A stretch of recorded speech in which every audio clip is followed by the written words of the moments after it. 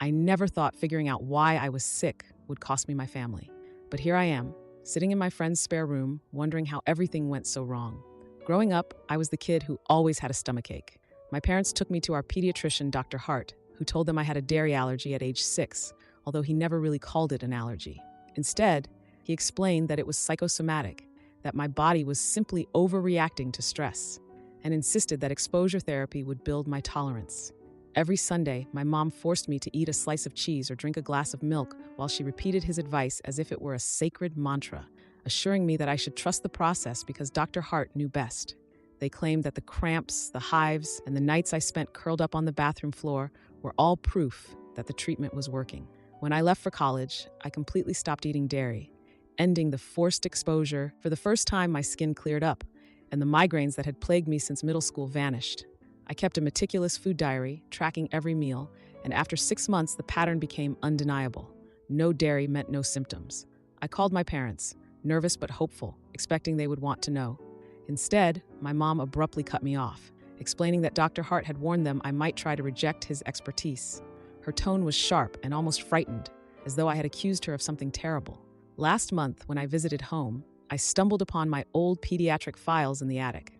In Dr. Hart's notes, phrases such as attention-seeking behavior and parental reinforcement of symptoms were frequently mentioned.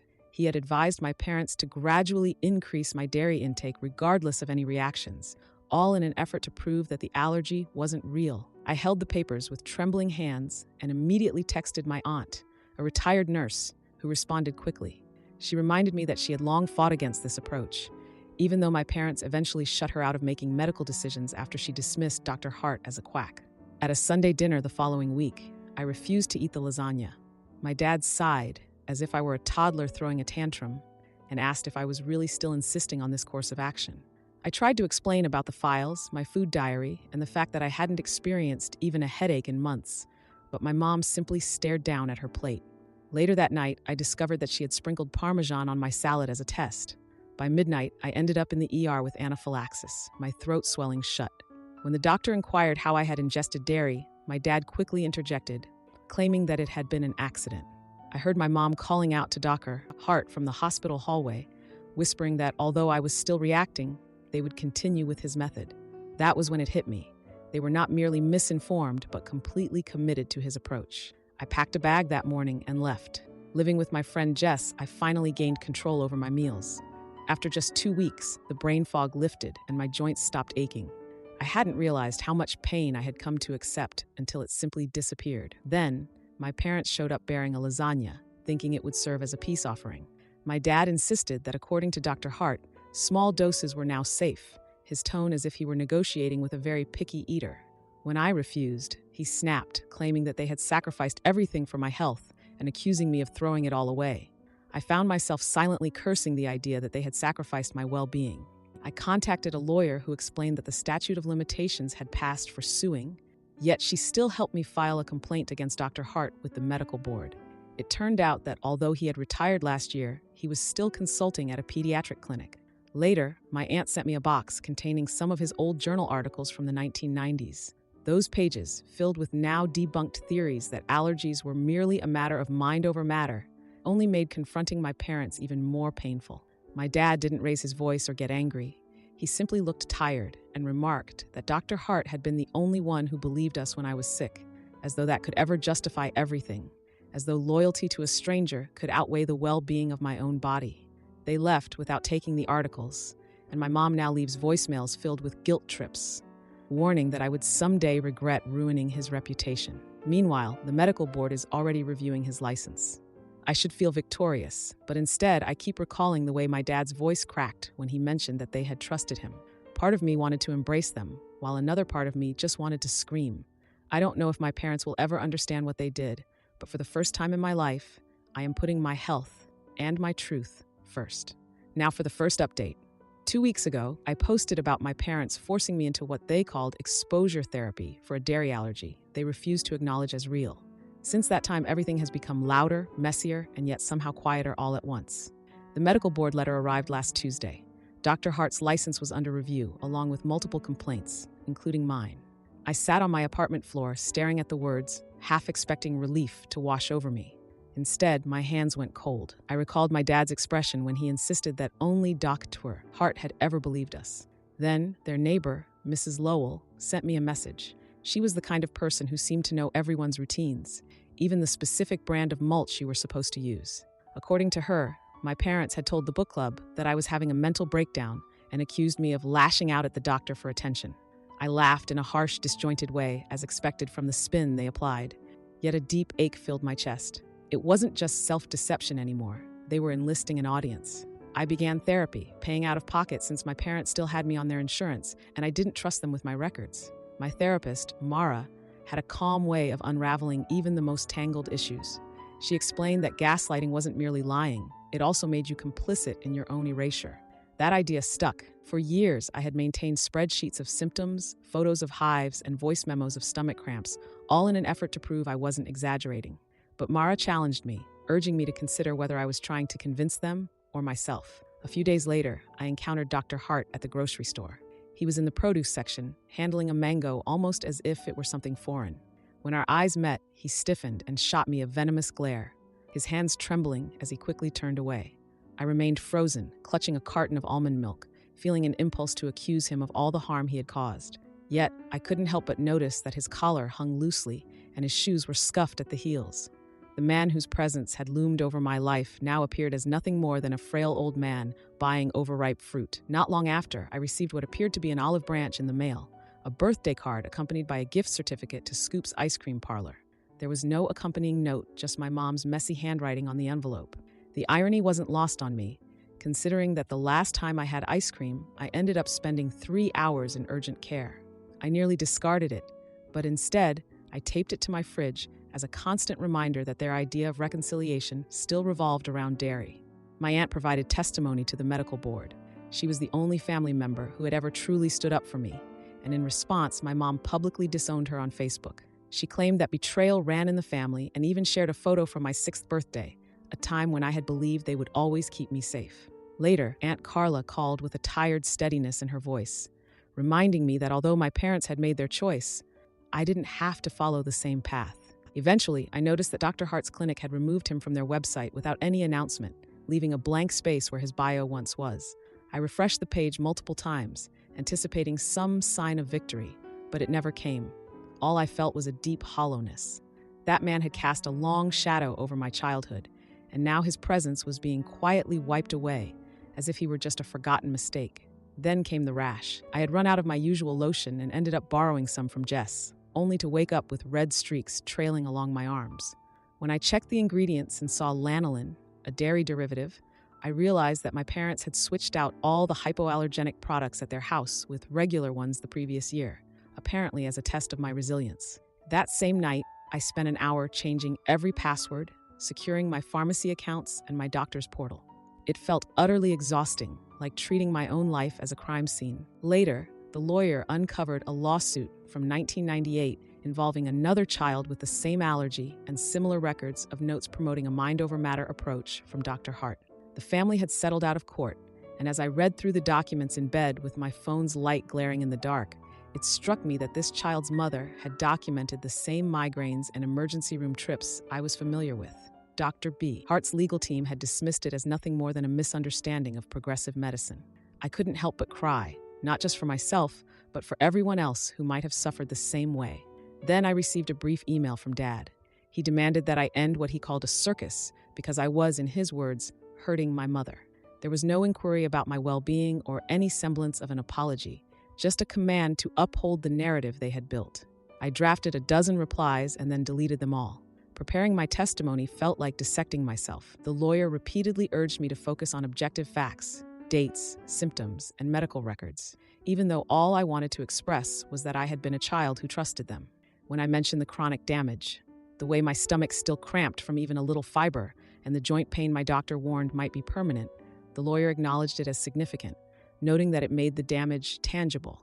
But in truth, it wasn't merely tangible. It was my body, serving as a living archive of the choices they had made. A week ago, my mom showed up unannounced at my office, where I work as a receptionist at a dental clinic, as if she still had the right to my time. She insisted that I needed to find forgiveness and keep the family together, doing so in an unnecessarily loud manner. I ended up telling her to leave, my voice cracking in a way that revealed deep hurt. When security escorted her out, she labeled me a stranger. And somehow those harsh words stung all too accurately. Yesterday, affidavits from some of Aunt Carla's nursing friends arrived, anonymous yet thorough. One recounted an instance when Dr. Hart dismissed allergy testing as nothing more than alarmist, while another remembered him boasting at a conference about his supposed ability to cure a peanut allergy through positive thinking. It was as if this information had been kept hidden for decades, and I couldn't help but wonder how many others had been affected in silence. Last night, I dreamt of being 6 years old again, choking on a glass of milk as my parents watched helplessly. I awoke gasping, my throat raw. For the first time, however, the fear felt untainted and sharply defined, as though I were finally recognizing the monster under the bed for what it was, a mere stack of old clothes. The hearing is scheduled in 4 days. I don't feel ready, but I know I must attend. I once believed that the truth was something tangible. A lab result, a doctor's note, a verdict. Now I realize that truth is merely a choice. It's about stepping forward to tell your story and letting the cracks form wherever they might. My parents had taught me to endure pain quietly, but I now understand that silence isn't strength. It's just another form of choking. Now for the second update. A month has passed since my last update. So much has shifted, but the ground still feels unsteady, like walking on a frozen lake that might give way any minute. I'll try to lay it all out, but honestly, some days it still doesn't feel real. The medical board revoked Dr. Hart's license. When the email came through, I read it 3 times, waiting for the rush of vindication everyone said I should feel. Instead, I just felt numb, like my body had been bracing for impact for so long that it had forgotten how to relax. My lawyer explained that the board cited his egregious disregard for evidence-based medicine, but those words felt hollow. All I could think about was my dad's face when he told me Dr. Hart was the only one who had ever taken my symptoms seriously. It turned out that he had taken them seriously enough to exploit them. Then the local news picked up the story. They kept the source anonymous, but my parents' friends recognized the details anyway. My mom's best friend, Linda, kept repeating that they should have spoken up years ago. Apparently, everybody had thought the whole dairy thing was weird, but my parents were so convinced, almost like it was a religion. Later that night, my mom sent a text blaming me for ruining their lives with no apology or acknowledgement, just blame as sharp as a fresh wound. Dr. Hart's clinic quietly cut ties with him. There was no press release or farewell message, just a blank space where his bio had once been on their website. A few days later, a woman reached out through the clinic's contact form. Her son had been one of his patients in the early 2000s for a peanut allergy incident. According to her, Dr. Hart had advised that the kid eat peanut butter and jelly sandwiches under supervision to build resilience, which ended with him spending a week in the ICU. She expressed her gratitude for ensuring that no one else would have to endure the same, and I couldn't help but cry in my cubicle at work, my tears hidden behind the sleeve of my sweater. My dad's colleagues at the university began asking questions. He was a respected, tenured biology professor who always wore tweed jackets with elbow patches, but apparently, supporting a disgraced doctor who peddled magical thinking did not sit well in academia. His department chair had launched an ethics review of some of his lectures.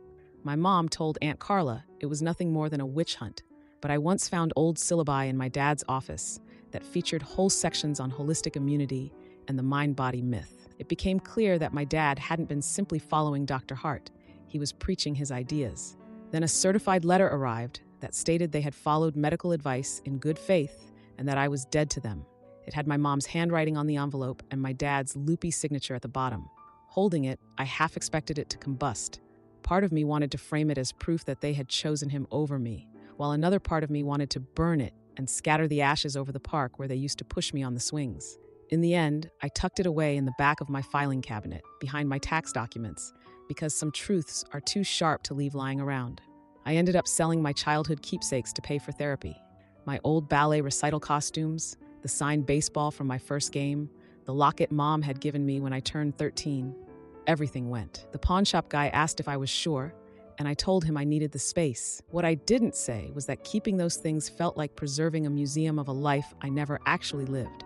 The money is now in a separate account labeled emergency fund, and the rest I donated to a food allergy nonprofit so that someone else's kid might have a fighting chance. Running into Dr. Hart at the pharmacy was anticlimactic. He was bent over the counter while fumbling with a prescription bag. When he saw me, his face hardened in a way that made it clear he was not happy, as if he wanted to make it obvious that nothing could ever mend what had been done. I didn't say a word, because what could I possibly add? That happiness was never really the goal, Or that some of us just want to stop drowning? He shuffled out, and the pharmacist gave me a curious look when I explained he was a family friend. She didn't press further. Aunt Carla once took me out for coffee, and we sat by the window stirring our lattes in silence for a long while. Eventually, she remarked that they would never admit they were wrong. Not out of malice, she explained, but because acknowledging any mistake would unravel the story they had built, the one where they were the heroic parents who had saved their daughter from what they considered hysteria. I told her I understood, even though knowing it didn't make everything any easier. It just made the truth quieter. Writing on my blog helped too. I avoided names or specifics, just dates, symptoms, and the slow-motion crash of trusting the wrong people. Hundreds of comments poured in, from parents who had been told that their kids' allergies were simply anxiety-driven to adults who checked labels obsessively because some doctor had once described them as too sensitive. One woman shared that I had made her feel real, and I reread that comment over and over, tracing the letters on my screen as if it were a prayer. And then there's my body. A doctor confirmed just last week that years of forced dairy consumption had left me with irreversible lactose intolerance. My gut is so damaged now that even a little cheese can knock me out for days. I couldn't help but laugh at the irony, though of course, I knew what to expect after 2 decades of being treated like a lab rat. There's one thing that still surprises me, though. I haven't had a migraine in 6 months. I still can't believe it. The first time I noticed, I was standing in the grocery aisle, staring at a carton of almond milk, and it hit me. No throbbing behind my eyes, no nausea. I sat down right there on the linoleum and cried. Not the pretty kind of tears, but the kind that leave your face splotchy and your sleeves soaked. Even the stock boy who asked if I needed help got a simple, honest response. And for once, I truly meant it when I said I was okay. I ended up blocking my parents' healing numbers after Dad threatened legal action for defamation. His email had been a long string of legal jargon in all caps, demanding that I retract everything I had said about Dr. Hart. I didn't respond. I let him try, because the truth isn't something you can pull back once it's been set in motion. Someone asked me recently if I felt free now. I don't, not exactly, but I do feel a bit lighter, like I'm no longer carrying the weight of their version of me. Maybe that's enough. Now for the final update. 6 months. That's how long it's been since I last posted. Some days, it feels like a lifetime. Other days, like I'm still standing in that ER waiting room, clutching an EpiPen, and wondering how love could taste so much like betrayal. Dad's on administrative leave now. The university finally noticed his lectures dismissing establishment immunology in favor of Dr. Hart's debunked theories. I found out through a forwarded email from a former classmate, someone I hadn't spoken to since high school. The irony isn't lost on me. The man who taught me to respect science ended up trusting a charlatan over peer-reviewed fact. His department chair labeled it an ethics review, but Mom's been telling relatives it's a witch hunt. I picture him in his office, surrounded by yellowing journal articles that Hart had given him, his stubbornness hardening like plaque in his veins. Dr. Hart's malpractice insurance dropped him. He's selling his $1 million home, the one with the marble foyer where he had diagnosed me as anxious, not allergic when I was 7. A realtor friend sent me the listing. The photos show empty rooms with sunlight pooling on hardwood floors like spilled milk. I can't help but wonder if the new owners will gut the place and erase the echoes of kids like me who left that house quieter than they entered. My lawyer believes we have a case against my parents, bolstered by the IBS diagnosis that confirmed irreversible damage from years of forced exposure. When I mentioned Dad's voicemail, in which he offered to admit they were misled if I dropped the lawsuit, my lawyer gave a dismissive laugh and explained that fear simply doesn't allow people to negotiate. I haven't called them back since. An apology that comes with strings attached is nothing more than a transaction. Aunt Carla mailed me a manila envelope last month. Inside were photos of me as a kid, pale with dark circles under my eyes and clutching a stuffed rabbit in the ER. I ended up using them in a talk at a medical conference. The audience was silent as I went through my childhood charts, Hart's notes, and evidence from the lawsuit back in '98. Afterward, a doctor approached me with a shaky voice, acknowledging that while doctors are trained to listen, they sometimes forget to truly hear. The support group meets every Thursday. There's a woman whose sister nearly died from Hart's so-called bee sting resilience training, and a guy whose parents still send him articles about mind-over-matter cures. We don't offer advice, just nod along and pass the tissues. Healing, it turns out, isn't a straight line. It's more like a bruise, tender long after the wound has closed. Mom has hypertension now. Her doctor advised her to reduce stress, which for her means deleting Facebook and taking up watercolor. She now spends hours painting landscapes, or at least that's what Aunt Carla says. I imagine her alone in our half-packed house, brushing blue streaks across canvas in an effort to drown out the silence where my voice used to be.